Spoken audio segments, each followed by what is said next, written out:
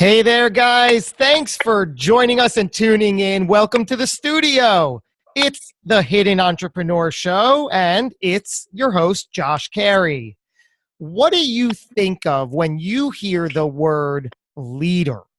Do you consider yourself a leader? How about an effective leader?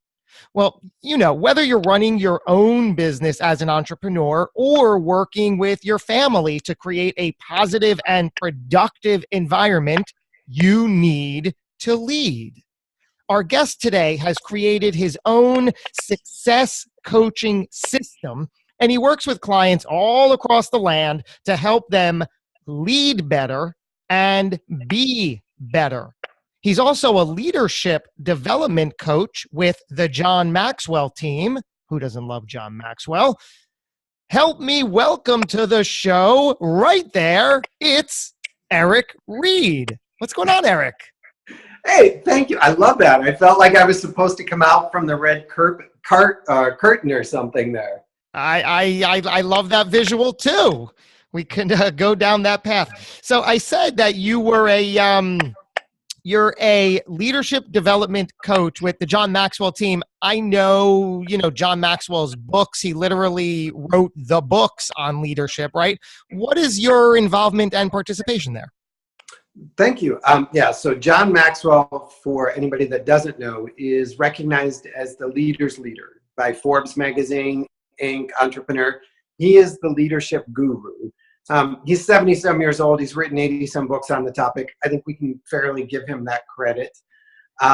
And so what he teaches is the principle of leadership and the steps of becoming a leader and all of that. And I have been honored to have him as my coach and my mentor and to be certified by him to be one of his leader coaches. And so for me, leadership is, starts with self, then goes to others, from me to we kind of thing. And John has been able to coach and train and develop me to becoming a better leader so that I can go out and do that for others as well.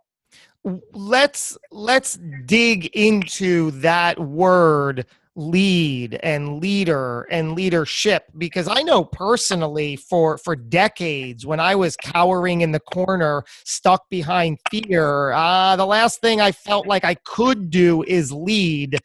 How do we overcome that, even generally speaking?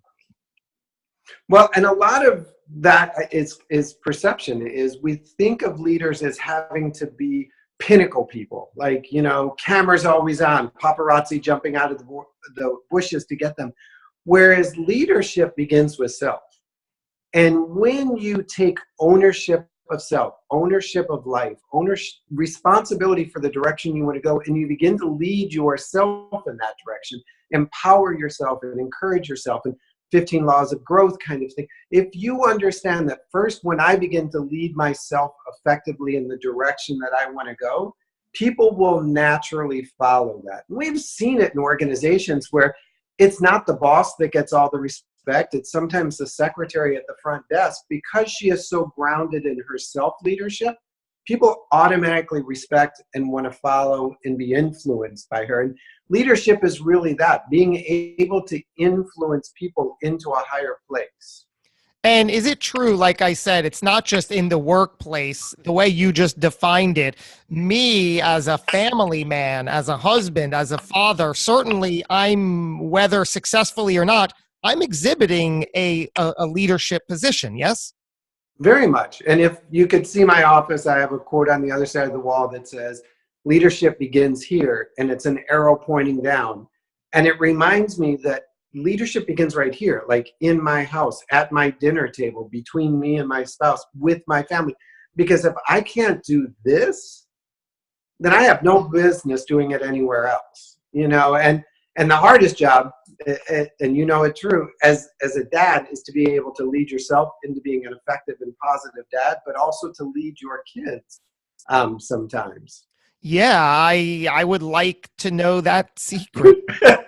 Call me when you get it. It's so true. It's like all trial and error. Like I'll always try to, maybe guide my daughter if she's doing something, 5-year-old daughter, if she's doing something I don't really want her to be doing. And I say, Danica, if you continue to do that, you're not going to go to camp tomorrow. And she says, well, I don't want to go to camp tomorrow. And now I'm back at square one.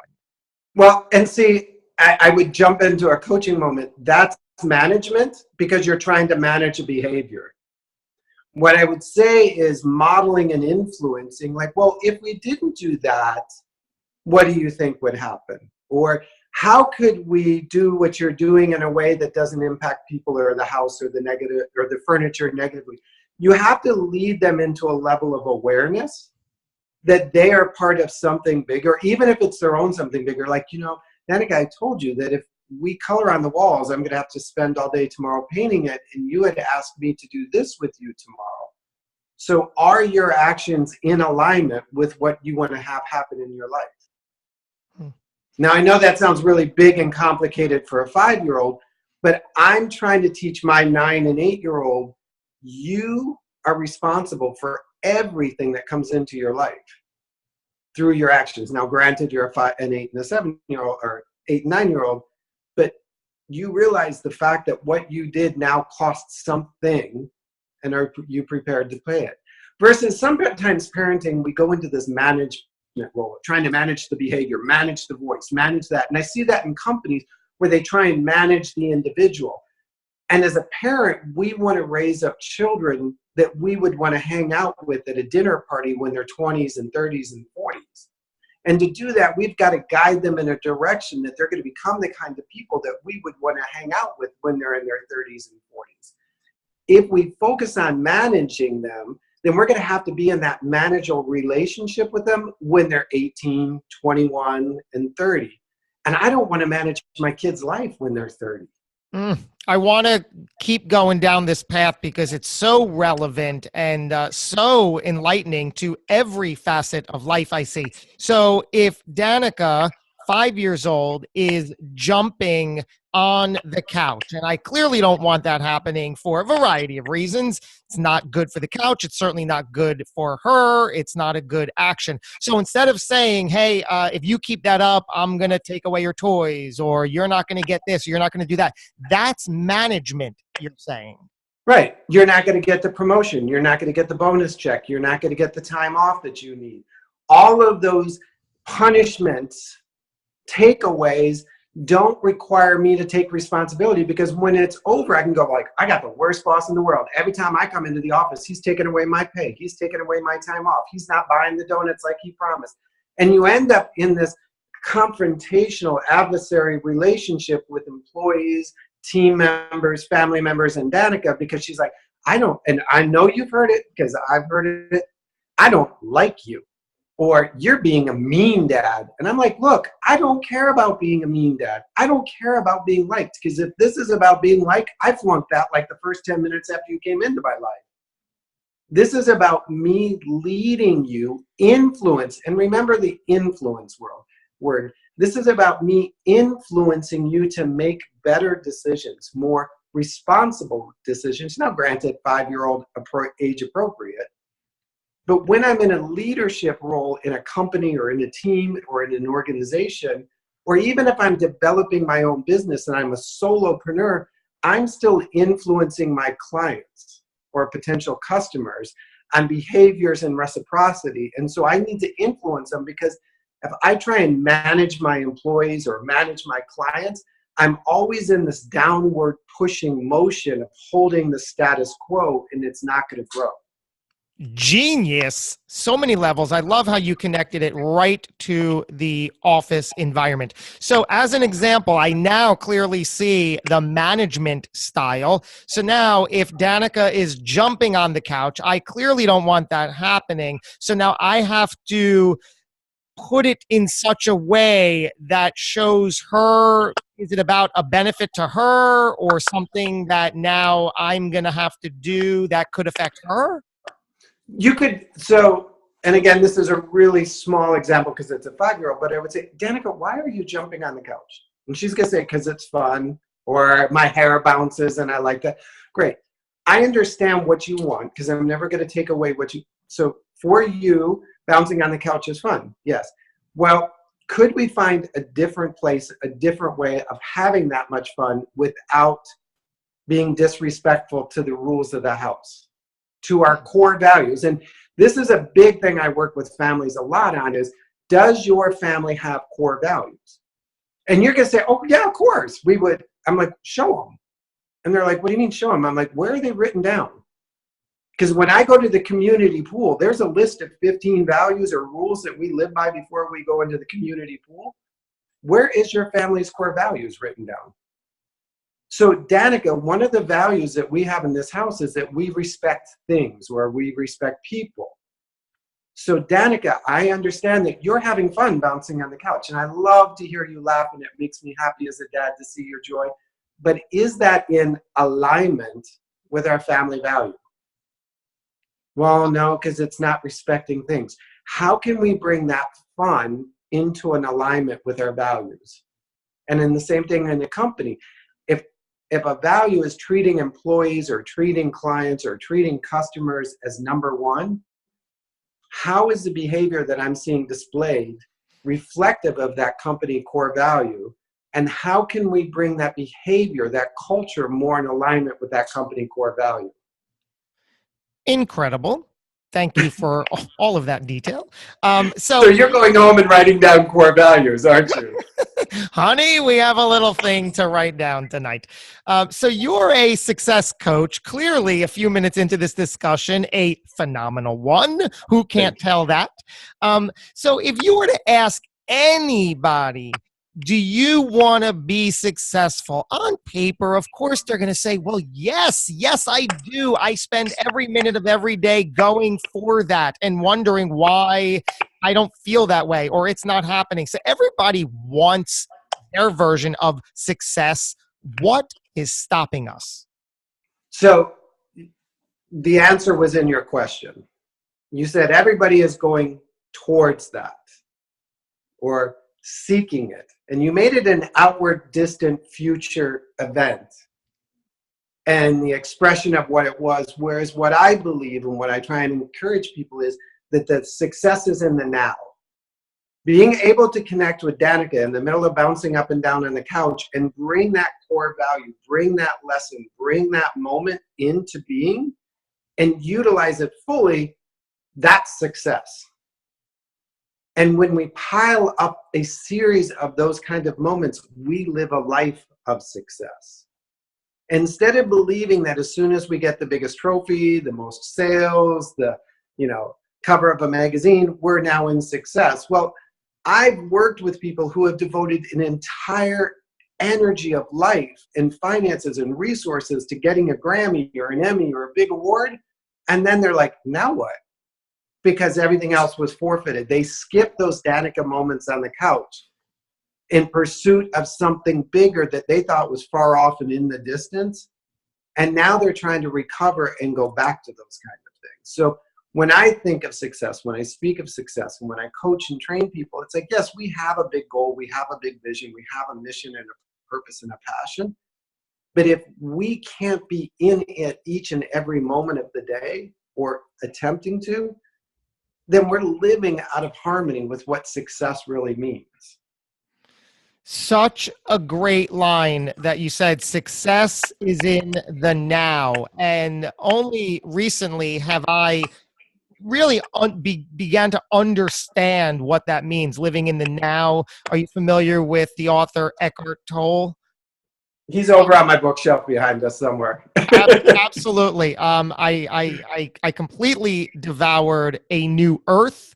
I'm also now going to begin very soon The Power of Now, and it's all that. This is the only, truly, literally, the only moment we have is now. And I like how you separated it, that success is in the now, and everything else is not a future attainment, but those are goals that you can work towards. That's the difference, right?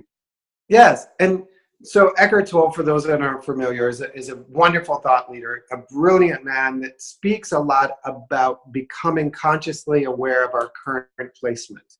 And so for somebody that might be like, how did I turn into this California hippie pot smoking show?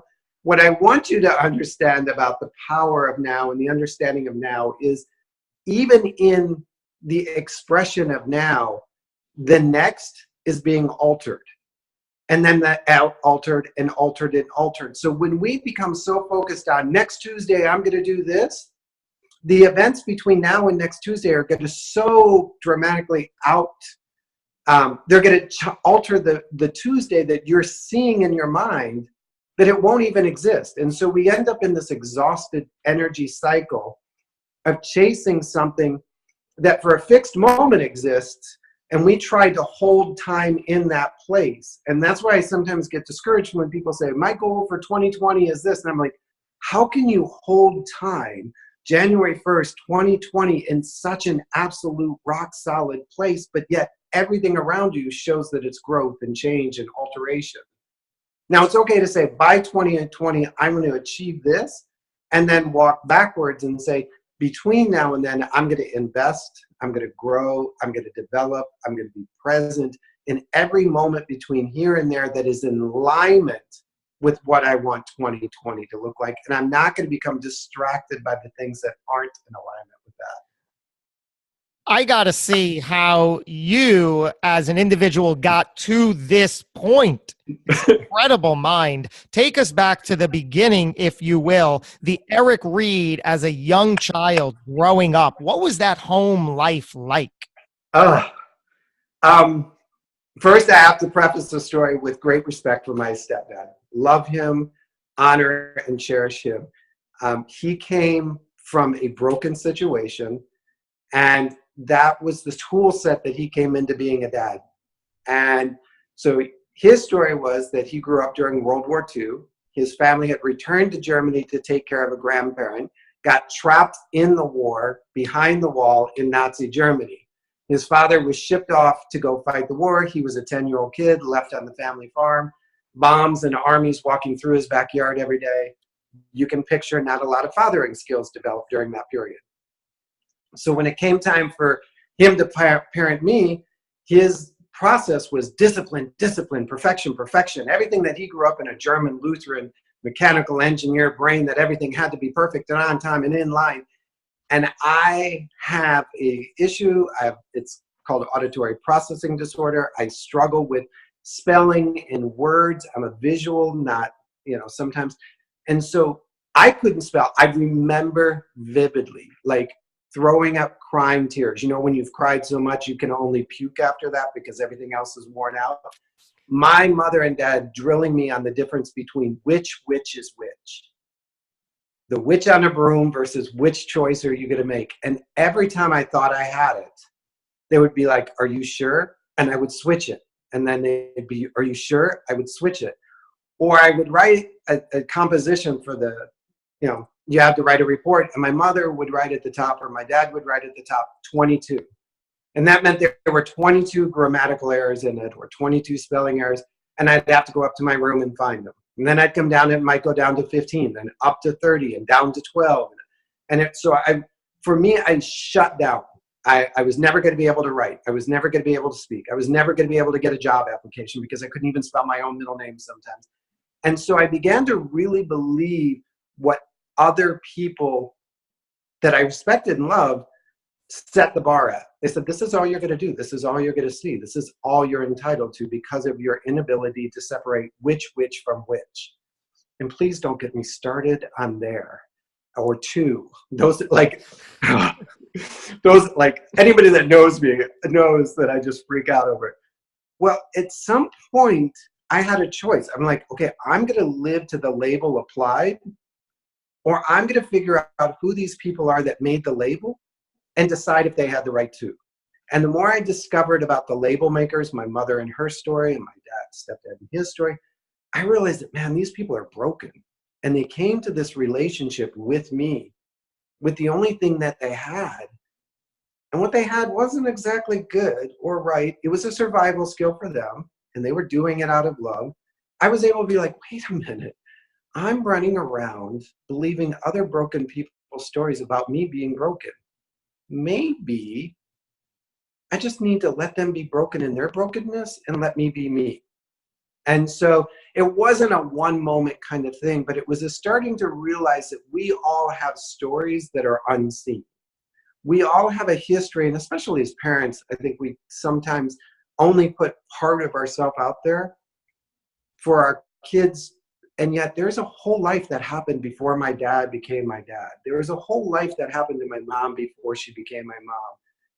And when she came into the relationship with me as her son and him as my father, they weren't perfect human beings. They were still evolving and developing and becoming who they were. And in the process, they had to do it with me hanging on.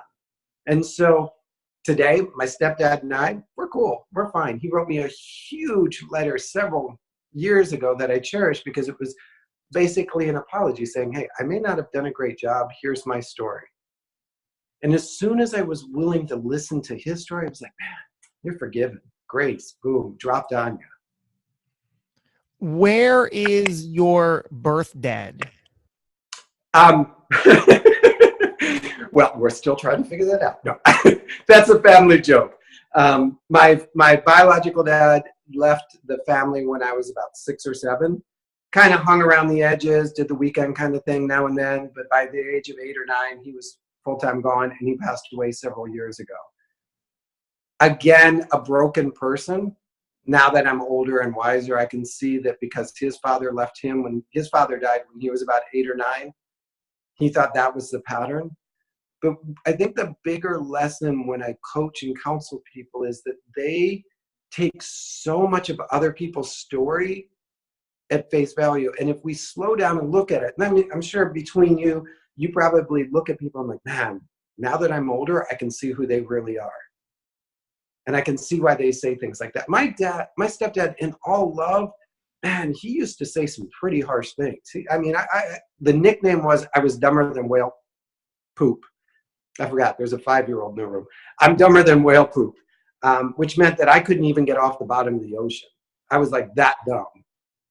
And I realized he was trying to do it as a motivational, like a kick your butt, get up and get going, kind of hustle Johnny Coach kind of thing. But the way I processed it was like, well, if I'm shit, then I might as well just stay down here and not try. And so now that I understand that where he grew up, he's growing up in Nazi Germany, not a really cuddly, warm place. And he had to survive, and he left Nazi Germany when he was 14 on his own, on a boat, to go live with distant family members that charged him rent the day he showed up. He was preparing me for a life like that. And so he did the best he could. How old were you when you started to have those thoughts? And I know that it's a process, but how old were you when you saw a glimmer of light that, this might not be me. This might just be their perception. And let me see where this path leads. I could sort of tag it along a couple different adventures. Like at one point, I just literally sold out all the stuff that I had, put it all in a backpack, and headed to Australia and did a walkabout, as they say. And I'm walking down a highway in the middle of nowhere, which is pretty much 90% of Australia. Nothing I meant. And this huge thunder rolling cloud comes at me. I'm like, I am helpless in this moment. But I was completely alone and dependent on myself to solve the problem. And it was kind of fun to be like, you know what? I'm me. And if I survive this thunderstorm on my own, with my own, wait a minute. And then pretty soon it was that evolving of going through different trials on my own. And I think I had the luxury of doing it in isolation, in the sense of being in Australia, getting a job, finding a place to sleep, walking, hitchhiking, for a year and a half, and meeting people that didn't know me in the context of which is which. I started to be able to say, like, wait a minute, you're an okay person. And then I wanted to figure out who that okay person really was. And as soon as I detached from the other labels of son, brother, nephew, whatever, I'm like, okay, who am I? Which, if you understand the Moses Code, the expression of I am. And I started to say things like, I am this. No, wait a minute, I am this. And I started to give myself new names, new labels, new identities. And so it's been a lifelong process, but I can see it there. I can see it when I went off to college, and there were a lot of struggles that I had to count on only me. And I stood towards them. What is the Moses Code? That could be another 2-hour talk. But so when Moses, and not to take anybody down a faith journey, but for example, when Moses said, "Who are you?" he said, "I am." And it was the only really name that he, the divine, the God, gave himself, was "I am." And you look at all other religions and faiths, and it follows the same path. When I call into myself and I say, "I am stupid," the first part is "I am." And it's like, oh, wait a minute. If I believe that divine, perfect, spiritual lives within me, I just call divine, perfect, spiritual within me that is stupid. Not sure I want to be in that position. So anytime I hear somebody say, "Oh, I'm stupid," I'm like, whew, you know who you're calling out? You just called the name of. In the South, we use this expression, "Ooh, they just called you out." So the "I am" is a bigger teaching, but when I say "I am," I'm aligning with the divine, the perfect, the unconnected to humanity part of me. And so I am perfect. I am whole. I am complete. I am empowered. I am unique. I am invisible or invincible. All of those qualities that I want to own are already existing in me because they exist in the universe, because they exist in the perfect. Perfect. So did you, once you graduated high school, I guess you must have struggled your way physically, emotionally, mentally through high school. What was your college journey like? Did you where'd you go? Well, the first year was all about drinking. Where'd you go? I went to the University of Minnesota. It's funny, just recently I connected with a dorm mate from back in the day. So it's 30 plus years ago. He's like, "You survived?" I was like, "Yes." And then as he got to read my profile, he's like, "And you turned out to be that person from what I knew." So the first year was just a complete wash. Then I had to go home and admit that I was on academic probation and that all my money was being suspended until I could prove myself. And my parents were quite gracious. They said, "Good, we'll give you a room in the basement, work 4 jobs, earn enough money, and go back in the fall or start paying us rent." So the second year was much better because at that point it was like, I am not working 4 jobs ever again in my life. And I recommitted. I will say that academically, it was always tough during my undergrad because I was still attached to, I wanted to go into child psychology. My mom said, "You'll never make any money. Go get this."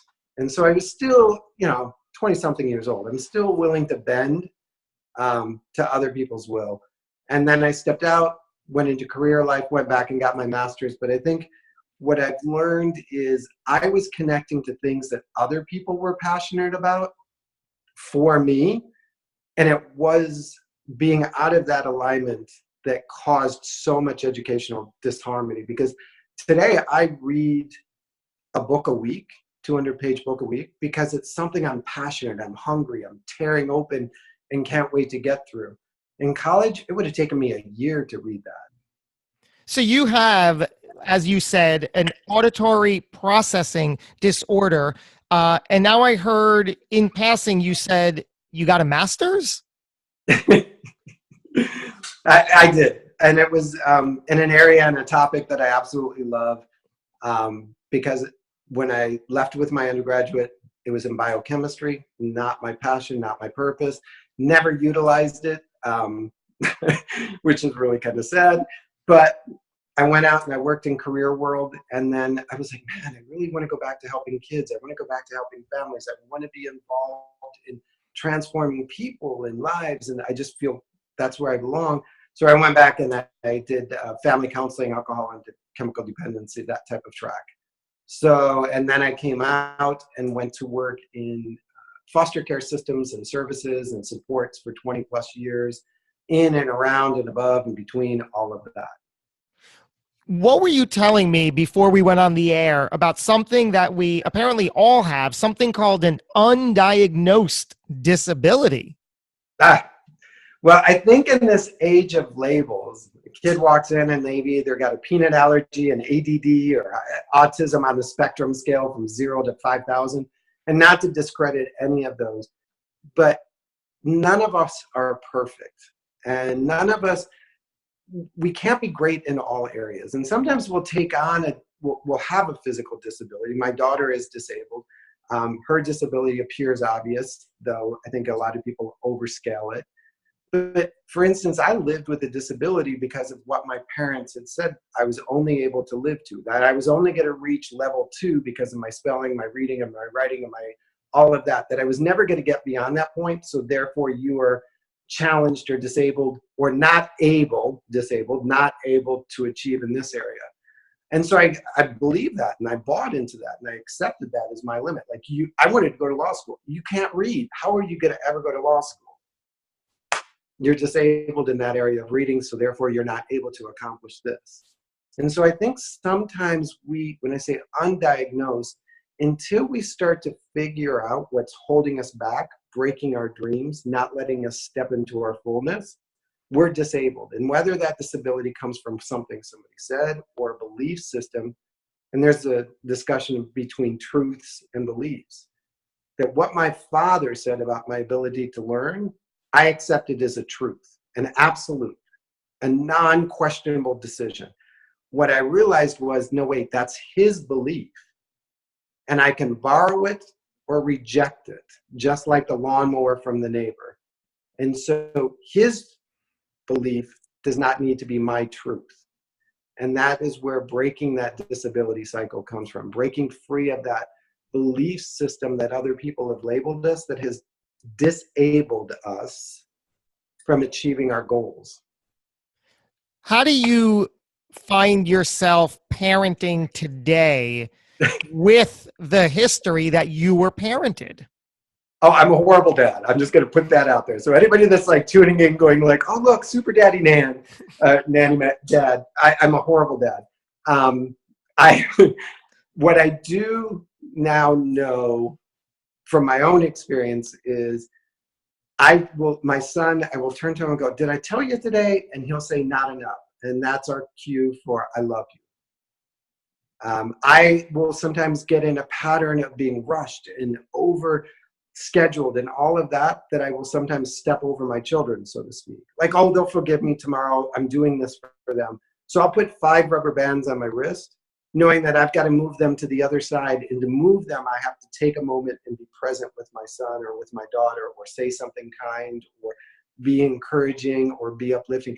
I have to be intentional. I have to be focused in on being present as a dad, which doesn't make me a perfect dad. It just makes me more aware of the role that I have in this relationship with him and the impact it's going to have generationally. And so to say I'm like, walk in and it's like, yeah, I'm super dad. No, I screw up. I fall apart. I fall. I sat the other day and was like, man, I so screwed up that moment. When they get off the bus, I got a job to do. And I got out my day timer and I marked down what time they're going to get off the bus. And I said, as soon as they get off the bus, you got to make this conversation happen. And I apologized, and I admitted my broke, and I admitted my mistake, and I explained where it came from, and I let it go at that. So because my stepdad was so focused on perfection, he wouldn't have had that kind of moment for me, because that would have meant he failed, he flawed, whatever. I'm okay being a bad dad. I'm just doing what I got. You have 7 certifications, as I've seen, one of them being as an NLP practitioner. I'm fascinated by that. Tell us all about NLP, please. What is it? So NLP is really the language of language, or understanding how words and thoughts connect. And so when I say I'm an NLP practitioner, because I do so much coaching, people use words without awareness, but yet the programming or the coding that goes in with that wording, whether they receive it or send it, is very huge. And so NLP is used a lot in marketing and a lot in advertising, because it causes your brain to behave in a particular manner. For instance, if you see a price tag of 500, your mind is stuck on what's left and largest. But if you see 497, your brain is stuck on the 7, because that's a real value, as 7 has a value. And so, long story, but in marketing, they use it all the time. when I use it in coaching, I will often hear somebody say something and I'll be like, wait, what you said, the way you said it, the words you used have value. I need to tear that open and have you analyze the words, because words aren't just words. Words are experiences and feelings and beliefs and truths. And if we choose words, we don't choose them randomly, though they come to us because our brains are so massively computer but it's linked. One of my favorite poets is Maya Angelou, and she talks about be careful with the words you choose because they get like smoke on the walls and in your clothes and in the furniture. And long after the person that said them is left, you can still smell it in the air. And she does this beautiful poem. And I always think about words and language and the programming of the mind through those words. What mantra do you live by today? Ooh. I have a couple that I rotate through, and depending on it, one of them often is just here, just now. Like, I need to get just here, just now. Like, dude, you are so in so many places, you're not even here. And you're so far in the past and in the present or the future, you're not here. So just here, just now is sort of a mantra.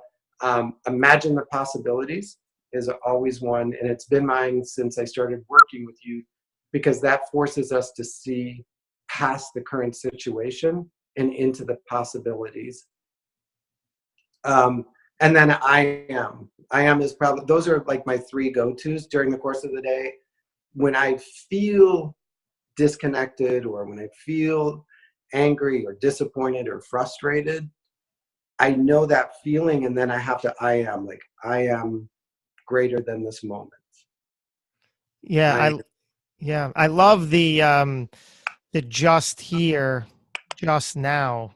It is all about the present moment. No matter what you really believe, the facts of the matter are we only have the moment of now, not the past, not the future. Our lives unfold in the now. And it's so funny because we have to break this idea that we're all sitting in the same movie theater watching the same movie. Your past is not my past, even though we're like standing side by side and we've watched the same event occur. Your past is not my past. Your perception of the past or the event is colored by everything that happened to you before that moment, as well as mine. My future, even if we walk down the exact same sidewalk in the same rhythm, in the same beat, the way we're going to experience the future is completely different for a variety of reasons. And so when we get so like, I got to go to the past, I got to go to the future, I got to go, it's like, man, I only got just here, just now. Just get here. Just get here and do this thing good, and that other stuff will figure itself out. And so just here, just now, plus I can spell all the words. That's a win. It's so phenomenal to hear about. We're not all watching the same movie or sitting in the same movie theater, even if we did experience the exact same event, because to piggyback on what you said, all this is about the individual meaning we ourselves and ourselves alone place on everything. And that's where that word grace comes in. And so when I was able to look at my stepdad and look at my mom and look at my dad and understand that their experiences created who they were and how they entered the movie theater, so to speak, I was like, oh, okay, they didn't come in the same door I did. They didn't come in here with the same expectations that I did. Okay, you know what? If I'm allowed to screw up and make mistakes and ask for forgiveness, I'll give them a little of it too. To say you've come a long way is an understatement. Looking back, Eric, what advice would you give your younger self? Oh, God. Number one, there is no permanent record. I was threatened with that all my life, and I'm sure you were. That's going to go on your record.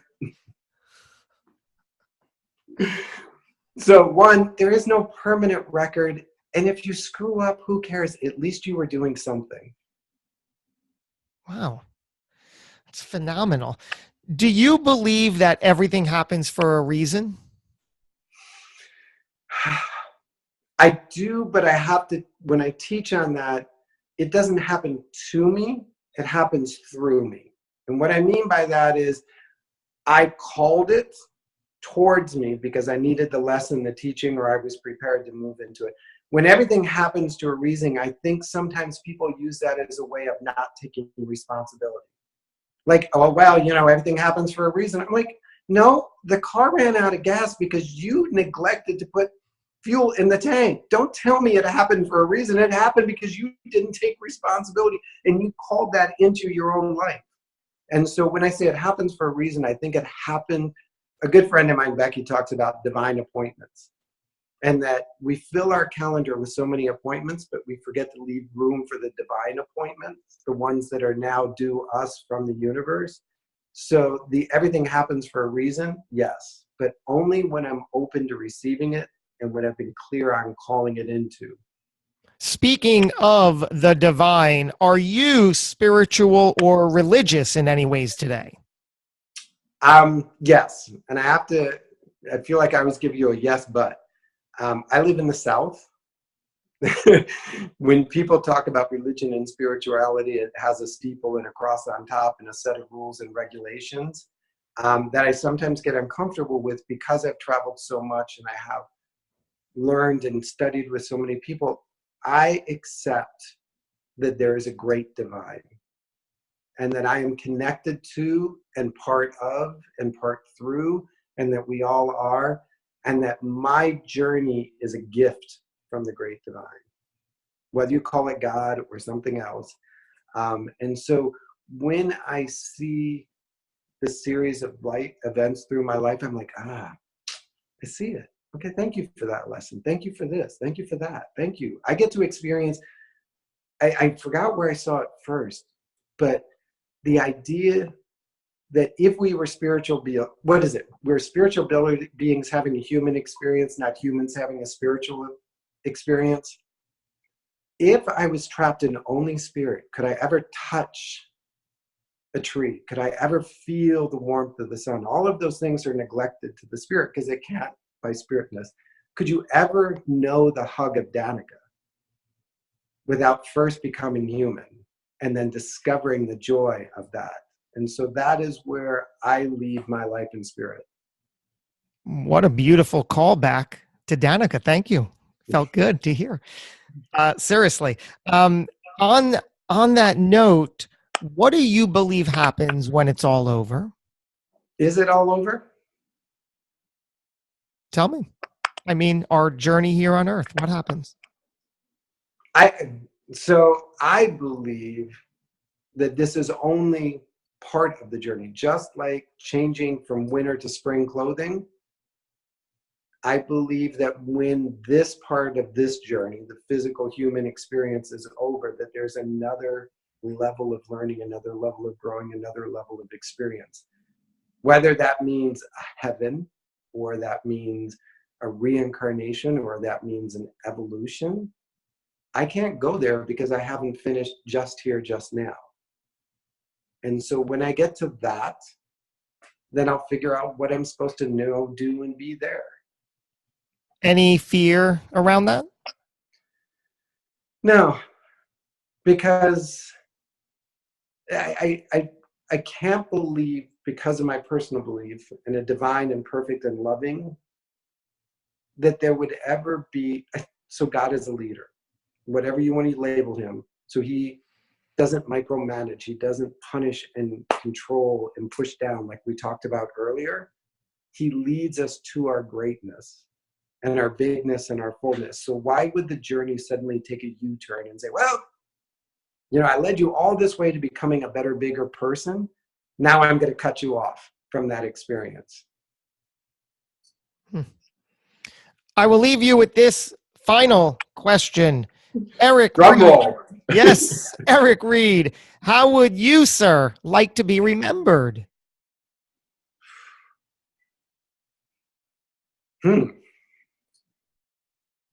How, like today, or that's a hard question because I'm not worried about it, because I would rather be remembered the moment that just passed versus a lifetime. So I'm not really worried about how I'm going to be remembered, because that would be some future ego-centric, goal-achieving kind of thing that I'm not really, it's not where I need to be. Wow, that's a very, very honest, perfectly authentic answer. I appreciate that answer. Beautiful. Beautiful, beautiful. This conversation achieved everything and a ton more than I really could have hoped for. I feel like we have 6 or 8 more episodes just hanging on the low-hanging fruit here. If people want to get in touch with you and experience more of you, because clearly there's a lot of amazing to you, Eric, how should they best get in touch? The easiest way is just Eric G. Reid, ERICGREID. .com is my website, or find me on Facebook. I do something similar every morning at 8 a.m. Eastern, just a thought moment. So join me, find me, but ericgreid.com is the easiest way. From there, we'll connect. So as you see, leading begins within, and this has been magnificent. I can't wait to go back and hear all of this incredible dialogue again. Thank you, Eric, for spending your time. An absolute pleasure. Thank you for inviting me to be a guest. I can't wait. I can see you going home tonight and seeing Danica in a whole new different way. Oh my goodness, yes. And as a respectful shout out, my little boy Harrison, who is 3. Love that. Yes. So I'm going to just warn you, last minute parenting thing. Sure. Boys and girls are not the same. Boys are easier because they just do it. Girls, they plan and plot. So get ready. Harrison will run into a wall and be over it. Danica, you gotta be on your game with little girls. Let me tell you. On my game I shall be. And I hope everybody listening is on their game as well. Thank you for spending your time with us today. It's been marvelous, as they say. Until we do it again, another episode is right around the corner. Until that time, everybody, go get 'em.